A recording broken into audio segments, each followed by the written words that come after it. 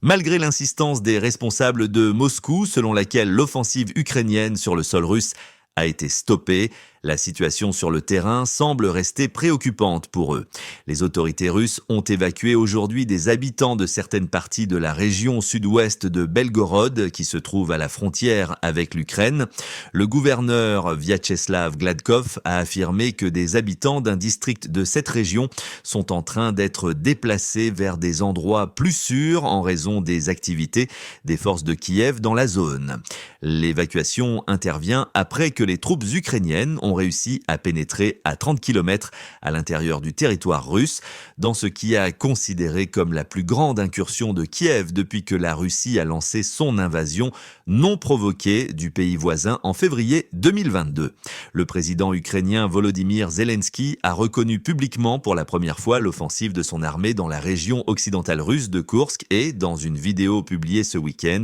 il a déclaré que l'armée ukrainienne se contentait de porter la guerre sur le territoire de l'agresseur. L'attaque de l'Ukraine sur le sol russe, qui a pris Moscou par surprise, est entrée dans son 7e jour. La télévision d'État russe a précédemment diffusé des images de personnes évacuées dans plusieurs camps à Koursk, en précisant que plus de 20 centres d'hébergement temporaires ont été mis en place dans cette région.